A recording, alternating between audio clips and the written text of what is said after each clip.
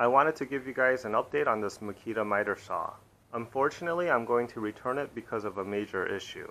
But first I want to point out some pros and cons. What I like about this saw is the fact that it's a brushless mortar. So what it's going to do is extend your run times on the batteries and be a little bit quieter than a traditional motor. Another thing I like about this saw is the fact that it's very accurate.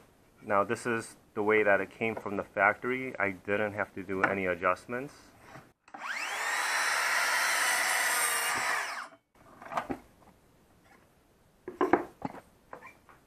So that's the cut. So I'm going to flip this over.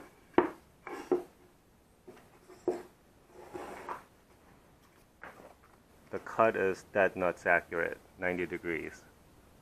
And another thing about this saw that's great is the dust extraction. When I cut and have a hose on here, I would say more than 90, maybe even 95% of the dust gets collected in here. Another thing I like about this saw is how small it is, yet the cutting capacity is up to 12 inches. So all of your 1x2s, 2x12s, you'll be able to cut it with this saw. And the last thing I like about this saw is the saw blade that it comes with. It doesn't look like anything special, but it cuts very smoothly. So this is the pine that I just cut. The cut is glass smooth.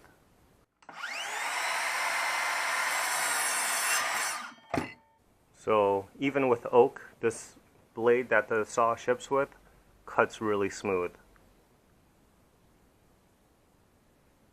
It's a 7.5-inch blade. Nothing special. It is carbide tipped.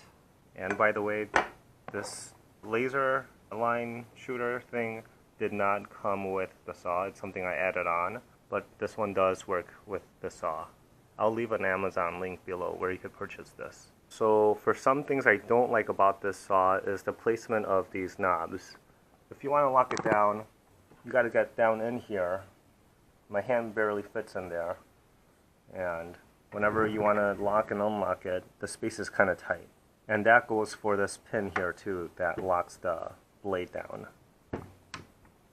The point of this saw is to be cordless and very portable.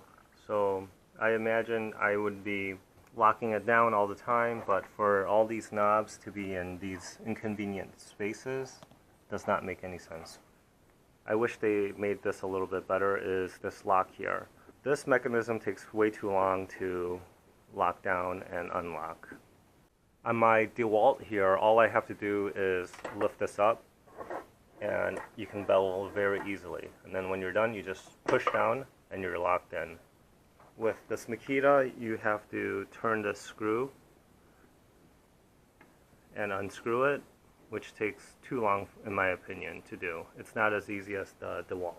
And the other con I want to point out is kind of a big deal, is this fence. It's way too short to do crown molding on this saw. Granted, I don't do a ton of crown molding, so it's not that big of an issue, but I would have liked to see this a little bit taller.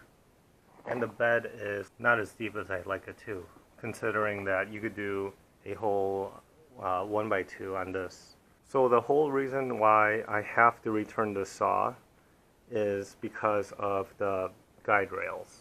I think one of the bearings is shot. It's not gliding smooth at all. You can feel a little bump whenever you push and pull on this. It's very rough. And it seems to be a big issue. I see a lot of Amazon reviewers commenting and saying the same thing. I think this bottom rail is within reason. It's not super smooth, but it's nowhere as bumpy as this top rail. You could just see how it bounces up and down. It moves the whole saw, in fact.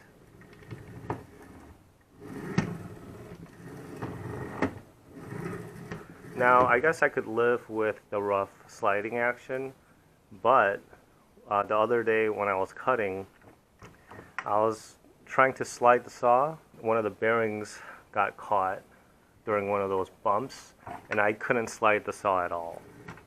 So that basically makes the saw unusable for me.